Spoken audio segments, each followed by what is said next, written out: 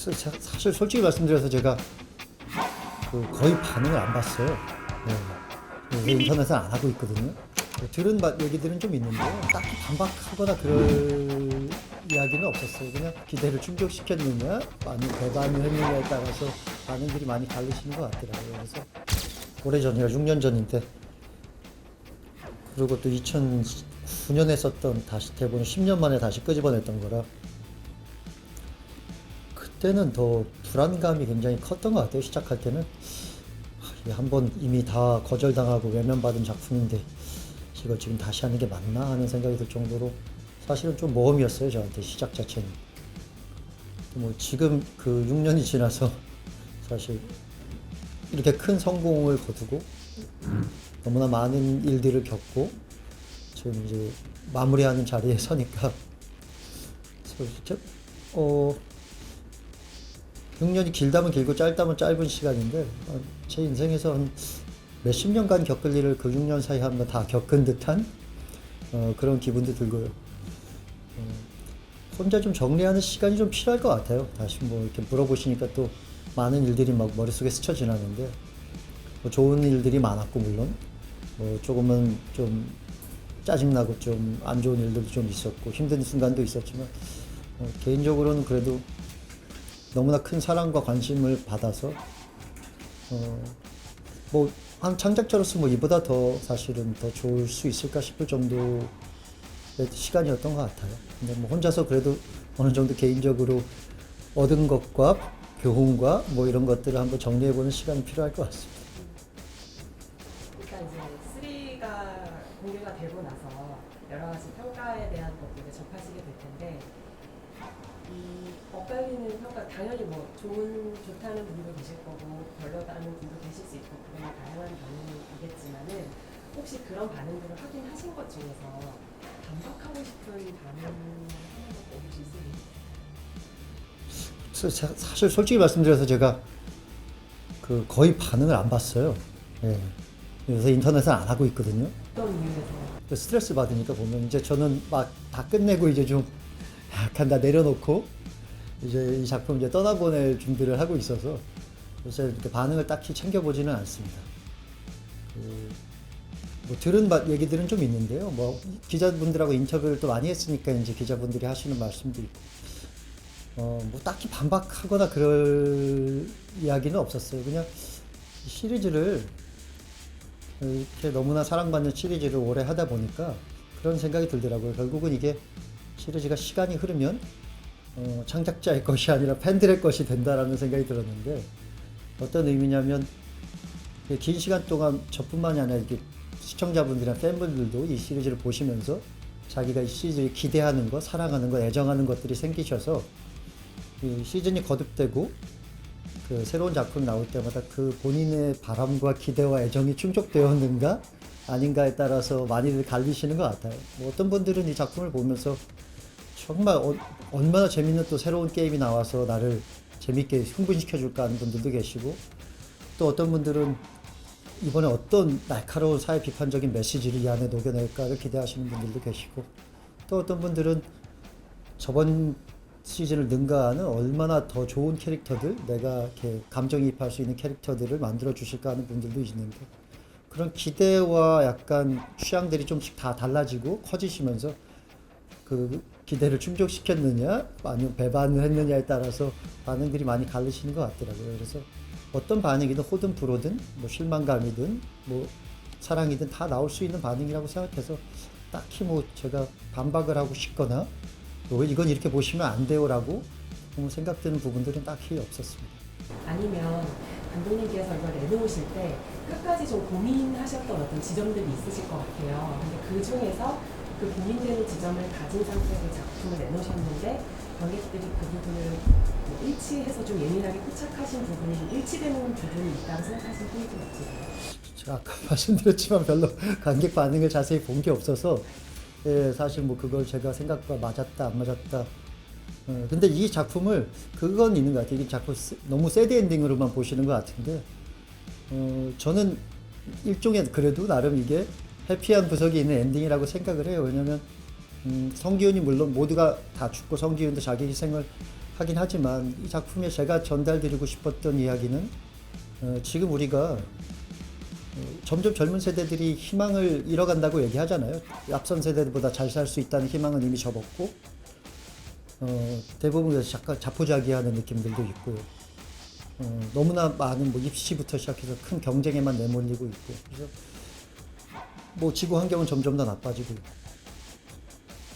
이 성기훈의 희생이라는 의미는 우리 이 기성 세대가 그 아기로 상징되는 다음 세대, 우리 미래 세대에게 어떤 세상을 물려줘야 하는가, 그들에게 어떤 삶을 물려줘야 하는가에 대한 이야기였거든요. 그러니까 우리가 지금 가진 것들, 누리는 것들을 조금씩 포기하고 불편함을 감수하고 내려놓더라도 어느 정도의 희생을 감수하더라도 조금 더 나은 세상을 물려주려는 그런 노력이 있어야 한다. 그런 걸 상징하는 그런 희생을 그리고 싶었어요. 뭐 그게 성기훈의 죽음이라는 것 자체가 그래서 그 비참한 어떤 결말이라기보다는 우리가 해야 될 인간이라면 앞으로 걸어가야 될 길, 우리가 해야 될 조치, 태도들을 한번 성기훈이라는 인물을 통해서 보여드리고 싶었던 거라서 그의 희생이 꼭 새드 엔딩은 아니다 라는 말씀을 드리고 싶고, 그리고 그로 인해서 변화된 지점이 혹시 없었다고 느끼시면 저는 프론트맨이 변화됐다라고 생각을 하고 만들었거든요. 프론트맨이 시즌2의 시작이 성기훈과 인간성에 대한 의견 대립을 하면서 대결을 펼치는데, 그리고 그 인간에 대한 믿음을 없애기 위해서 직접 게임까지 뛰어들어서 성기훈을 시험에 들게 하잖아요. 근데 결국 기훈은 그 테스트에 굴하지 않았고 결국 끝끝내 인간에 대한 믿음과 미래에 대한 희망을 포기하지 않고 자기 희생을 함으로써 저는 성기훈의 승리에 대한 이야기라고 생각을 했어요. 그리고 그 패배에 대한 것을 받아들이고 성기훈을 리스펙트하는 의미로 프론트맨이 아기를 데리고 나가고 남은 유품과 유산을 딸에게, 미국에 있는 딸에게 전달해주는 장면을 그래서 만들었거든요. 그런 의미에서 보면 작은 서민, 못난 사람에 불과했던 성기훈의 인간 승리에 대한 이야기, 인간에 대한 믿음에 대한 승리의 이야기로도 볼 수 있어서 너무 어둡게 꼭 죽음이라는 것만 가지고 새드 엔딩이라고 보시지 않았으면 하는 바람, 그런 것들은 있습니다. 좀 이제 새드 엔딩을 볼 수 있지만 그렇지 않은 지점을 얘기를 해주셨는데, 그래도 이제 처음에 구상하셨던 그 엔딩과 좀 달라진 점이 있다고 얘기를 하셨더라고요. 그 변화하게 된 구체적인 계기 같은 게 혹시 있으셨어요? 그냥 시즌2를 만들자고 생각했을 때는 그냥 막연하게 좀 습관적으로 해피엔딩을 만들려고 했던 것 같아요. 그냥 기훈이 다시 들어가서 게임을 하고 어떻게든지 이기고 승리해서 나와서 미국에 있는 딸을 이번엔 보러 가게 해야겠다.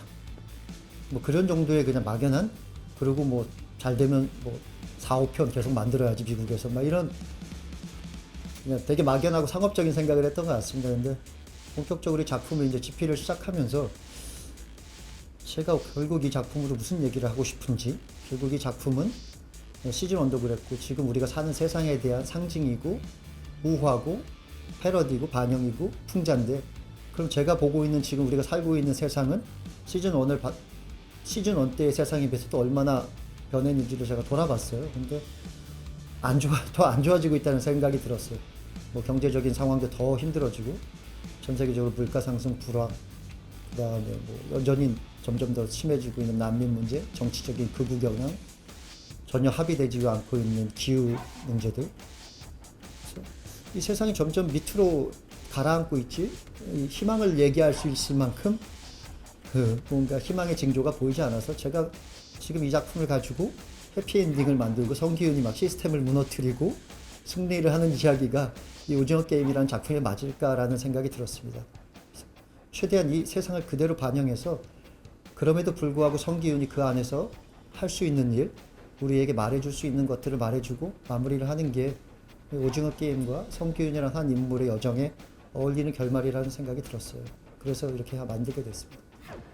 작품 내내 지금 관통하는 게 자본주의 사회에서 어떤 인간성에 대한 고찰을 많이 하시는 거잖아요. 근데 또 하나의 지점이 민주주의라는 시스템에 대한 성찰도 곳곳에서 좀 있는 것 같은데, 이 부분 같은 경우는 어떤 지점을 좀 같이 생각해보고 얘기해보고 싶으실까요? 시즌 2, 3 만들면서 이제 많은 나라들, 뭐 우리나라도 마찬가지겠습니다만 정치적인 상황들을 많이 보게 됐어요. 특히 선거를 둘러싼 갈등들, 점점 더 심해지는 대립들, 뭐 미국은 뭐 선거 불복 사태로 국회의사당을 점령하는 초유의 사태까지 벌어졌잖아요. 유럽도 마찬가지로 극우 정당들이 득세를 하고 있고, 그리고 이제 선거 때마다 가짜 뉴스, 뭐 AI를 이용한 가짜 뉴스와 온갖 선전선동이 난무하면서 과연 우리가 올바른 판단을 내릴 수 있을까? 이 1인 1표 투표 그리고 다수결에 의해서 이제 결정되는 것이 지금 현대 민주주의의 기본 원리인데, 누구나 그거에 동의할 수밖에 없고 그게 우리가 가장 보편적인 승복할 수 있는 절차라고 믿어서 이제 만든 제도이지만, 그것의 어떤 믿음, 거기에 대한 신뢰가 흔들리고 있다는 느낌을 좀 받았습니다. 뭐 부정선거 얘기도 끊임없이 나오고 있고, 또는 다수에 의한 결정이 과연 맞는가에 대한 의심도 계속 나오고 있고, 뭐 돌이켜보면 1930년대 히틀러의 나치당도 선거에서 승리해서 다수당이 된 것으로 알고 있거든요. 뭐 어느 시기든 혼란의 시기와 격동의 시기, 위기가 닥치면 대중들은 굉장히 극단적인 선택으로 몰려갈 수도 있고, 특히 이런 AI의 시대와 플랫폼에 의존하는, 알고리즘에 의존하는 시대에는 그게 더 심화될 수 있다는 느낌을 받았어요. 그래서 과연 다수결과 일반 투표로 이루어진 우리의 민주주의는 안전할 것인가란 문제제기, 그런 질문들을 한번 꼭 던져보고 싶었습니다. 그리고 이제 제가 오늘 감독님을 뵌다고 하니까 재밌게 보신 분들이 좀 궁금해하시는 지점이, 이제 희망을 얘기하시는 어떤 방식으로 아이가 등장을 했잖아요. 근데 이 아이의 등장이 되게 좀 좋다고 얘기하시는 분들도 있었지만 좀 전형적이지 않냐라는 얘기를 하시는 분들이 있었어요. 아이의 등장은 어떤 의미를 좀 담고 계시죠? 제가 좋아하는 영화 중에 Children of Men이라는 영화가 있어요. 알폰소 쿠아론 감독의. 그게 이제 약간 근미래인데, 모든 인간이 갑자기 불임에 빠지고, 그래서 아무 인류도 더 이상 태어나지 않는 그런 이제 인간이 멸종으로 가는 상황에 대한 가상 이야기였는데, 그러다가 갑자기 어느 날 어디서 임신을 한 아이를 가진 여자가 발견됐다는 소식을 듣고, 모두가 그 소수의 사람이 그곳으로 가서 그 출산한 아이를, 그 산모를 살리려고 하는 이야기였거든요. 저는 이제 되게 좋아하는 영화였는데, 거기서 그 아이가 거기서 어떤 인류의 마지막 남은 희망, 멸망해가는 이 세계에다 희망처럼 느껴졌어요. 그래서 그 이야기를 여기도 한번 그 오징어 게임에서도 한번 해보면 어떨까라는 생각이 들었고, 그리고 점점 더 젊은 세대들이 그 미래에 대한 뭐 연금은 고갈되고 있다고 하고, 미래에 대한 희망을 많이 잃어가고 있다는 얘기를 뭐 우리나라뿐만 아니라 다른 나라 이야기들도 많이 들었고, 기성세대들에 대한 불신 이런 것들도 점점 더 심해지고 있다는 얘기를 들었고, 미래 세대, 우리가 뭔가 다음을 이어갈 미래 세대에 대한 이야기를 오징어 게임을 통해서 꼭 한번 해보고 싶었는데, 그것이 우리의 남은 희망일 수도 있고 우리가 지켜야 될 꼭 어떤 가치일 수도 있는 것인데, 그걸 아이라는 어떤 상징을 통해서 한번 해보고 싶었습니다. 그리고 이제 마지막 이 시즌 자체가 이 전체의 마지막이긴 한데, 그래도 이제 다음 이야기를 기대하시는 분들이 좀 많습니다. 그래서 미국판 제작 얘기도 여러 번 질문을 드리셨긴 했을 테지만, 혹시 어떤 구체적 얘기가 오가시 있었는지, 아니면 스피노프에 대한 바람 같은. 미국판은 사실 저는 뭐 정식으로 아는 건 없고요. 그냥 저도 기사나 많은 루머들을 통해서 들은 것 뿐이라서 제가 뭐 미국판에 대해서 얘기하기는 좀 어려울 것 같고, 뭐 소문대로 뭐 뭔가 데이비드 핀처 감독님만의 그런 걸 만드신다면 저는 그 감독님 영화를 좋아해서 기대가 될 것 같습니다. 그리고 스피노프 같은 경우도 사실은 제가 뭐 시즌 4는 없지만 스피노프는 할 수도 있다. 뭐 그것은 뭐 가면들에 대한 이야기가 될 것이다. 가면들의 사생활에 대한 뭐 이런 이야기를 한 적은 있는데, 사실 뭐 구체적인 아직 아이디어나 그런 것들이 있는 건 아니고, 그 시즌 3의 그 한 회에 보시면 최이사라는 인물이 그 박선장의 집에 찾아가는, 몰래 들어가는 장면이 있어요. 거기서 그 벽에 사진을 보다가 그 벽에 그 공유 씨가 연기한 딱지남과 최이사가 그 낚시배 앞에서 고기를 들고 찍은 사진을 보는 장면이 나오는데, 거기 보면 그 프론트맨 이병헌 씨도 그 사진 중에 한 명이 있습니다. 그 낚시를 해서 고기를 들고 있는. 그래서 그걸 붙여놓고 보다가 저 사진은 왜 언제 찍은 걸까? 뭐 그런 얘기를 갑자기 그런 아이디어가 떠올라서 야, 저 얘기를 해보면 재밌지 않을까?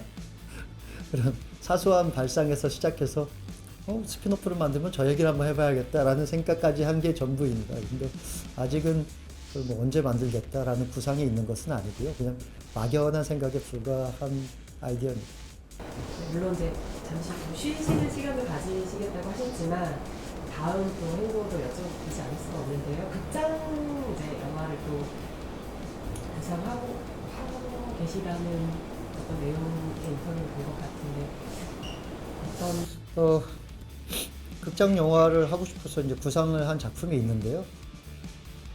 지금 뭐 다들 아시겠지만 한국 극장 상황이 너무 안 좋고 극장 영화들이 성적이 너무 안 좋아서 더 이상 이제 극장에서 수익 BEP를 넘는 영화를 만드는 게 쉽지 않아진 현실이 닥쳐와서 어떻게 해야 될지 고민이 많이 있습니다.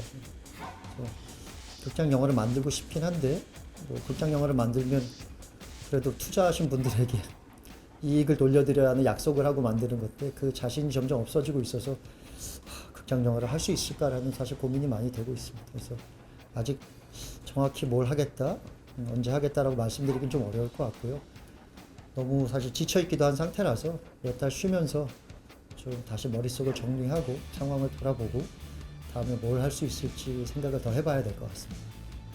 물론 이제 구체적인 것들 아직 실행 전이라고 하셨지만 혹시 구상하고 계시다고 하셨으니까 오징어 게임에서 갖고 계셨던 그 문제의식의 어떤 연장선에 해당되는 이야기가 아예 다른 어떤 의미들이 뭐 오징어 게임과 작품이 오징어 게임과 연관된 것들은 아니고요. 직접 관련이 있는 건 아니지만 지금 이런 상태가 계속 지속된다면 이 세상이 개선이 되지 않고 이대로 진행된다면 어떤 세상이 올까에 대한 그런 고민들이 좀 되더라고요. 이 작품을 만들면서. 그래서 구상하고 있는 작품들은 대부분 그런 작품, 약간 디스토피아적인 이 상태가 나아지지 않으면 우리에게 곧 닥칠 수 있는 일들 그런 것을 좀 상상으로 만들어보는 그런 이야기가 될 것 같습니다. 마지막으로 이제 오징어 게임이 이제 엠미상 얘기들도 많이 하세요. 물론 이제 감독님께서 예측을 하실 수 없는 부분이 있으시겠지만 이런 의견들에 대해서 들으실 때 어떤 생각하시는지. 사실 뭐 상임 참 주시고 가서 받으면 참 고맙고 감사한 일이기는 한데요. 뭐 항상 처음에 막 상 받고 이럴 때 너무 좋고 또 받아야지 막 그런 생각도 했었고 근데 시간이 많이 지나고 많은 것들을 겪고 나니까 이제 좀 다 그런 생각들, 욕심들 그런 것을 좀 내려놓게 되는 것 같아요. 그래서 뭐 당연히 지금 뭐 불러주시면 가서 뭐 상을 주시면 감사히 받곤 하겠지만 뭐 그렇지 않더라도 충분히 뭐 저 자신으로서는 이 작품을 최선을 다해서 만들었고 해서 뭐 큰 부담이나 후회나 뭐 그런 건 없고요. 뭐 굳이 뭐 예상을 해보자면 사실 시즌 2는 결말이 없는 이야기라 그 엔딩 자체가 메시지가 좀 없는 이야기라 시즌 2로 뭐 에미상을 기대하고 막 그러는 건 좀 무리지 않을까 하는 생각 개인적으로는 했고요.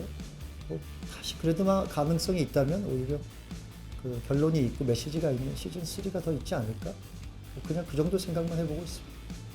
제가 드린 질문 여기까지인데요. 혹시 추가 질문 하나만 추가 질문. 드리고 싶은데 그 감독님 아까 영화 복귀에 대해서 고민을 조금 말씀하셨는데 사실 지금 한국 영화계가 좀 시나리오가 검증이 된 좀 웹툰을 원작으로 한 영화들이 좀 되게 많이 나오고 있잖아요. 그게 뭐 영화계뿐만 아니라 OTT 플랫폼도 마찬가지인데 이런 현상에 대해서 감독님은 좀 어떻게 생각하시는지 말씀 부탁드립니다. 이게 이제 극장 영화 산업이 많이 지금 불황에 빠졌고, 그래서 사실 그럴수록 이제 결국은 인력이 유입이 안 되거든요. 사실 뭐 영화뿐만이 아니라 지금 TV 드라마나 한국의 채널 드라마, 그다음 플랫폼 드라마들도 사실은 굉장히 상황이 좋지는 않은 상태예요.